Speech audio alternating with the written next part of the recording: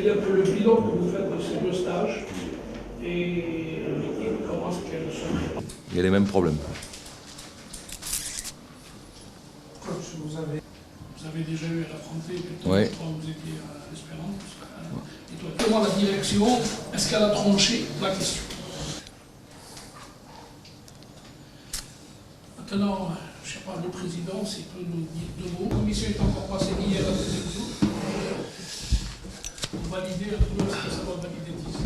Le 8 août, je pense que le Cafistan, on l'a décidé, on va garder. C'est chez nous. Donc même si la commission valide, c'est bon comme la conférence classe. Un petit mot les supporters.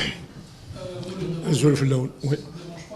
Aujourd'hui le club a acquis. Donc moi j'ai une vision d'Elmeric quand même relativement récente, hein, puisqu'il n'y a pas longtemps que je les ai rencontrés, je les avais déjà beaucoup observés et tout. Bon, c'est une équipe à prendre en considération, hein, c'est une bonne équipe hein, qui a l'habitude des Coupes d'Afrique.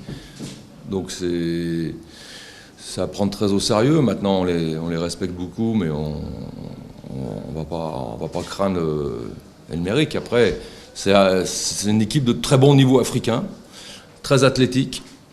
Très forte au point de vue du duel, avec des qualités. Hein. Ils n'ont pas sorti le ESMA et le Mouloudia par hasard non plus. Hein. Il n'y a pas de hasard dans le football, très peu en tout cas. Donc à prendre très en considération.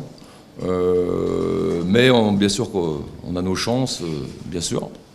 Après, c'est à nous de faire ce qu'il faut, d'être très, comment dire, très prêt à affronter un gros club tout de suite en début de saison. Hein. Eux, ils auront le même problème puisqu'ils ont arrêté depuis le 6 juillet, mais c'est à prendre très au sérieux et c'est un grand d'Afrique aussi. Et je dirais que c'est le hasard des premiers tours qui font ça, mais ça c'est le football, il faut l'accepter. Mais ça à prendre très au sérieux, mais bien sûr qu'on a toutes nos chances, bien sûr. Elles viennent, hein, c'est comme ça, il faut qu'on fasse la différence. On connaît l'importance du premier match, hein, dans les matchs aller-retour en Coupe d'Afrique. L'importance bien sûr de marquer, mais aussi surtout de ne pas prendre de but, hein, parce que les buts de l'adversaire, quand ils viennent chez vous, c'est très important pour la suite, hein, pour le match retour. Donc faut savoir rester équilibré aussi, être efficace offensivement, bien sûr être très ambitieux dans le jeu, parce qu'il faut qu'on les bouscule dans le jeu, dans l'animation offensive, qu'on soit très ambitieux, mais qu'on garde l'équilibre défensif. C'est très important à savoir, parce qu'on connaît l'importance du but à l'extérieur. Mais inversement, nous, on sera ambitieux aussi offensivement, même à l'extérieur. Hein. Donc voilà.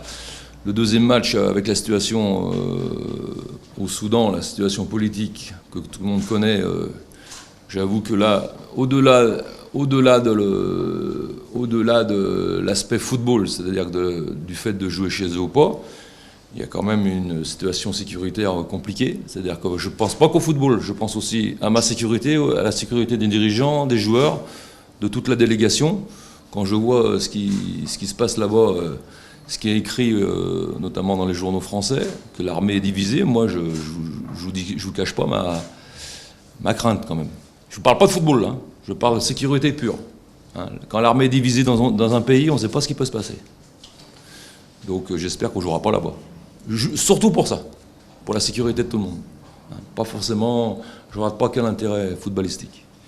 Voilà, moi, par le passé, j'ai eu beaucoup de problèmes des fois de sécurité par le passé dans mes équipes.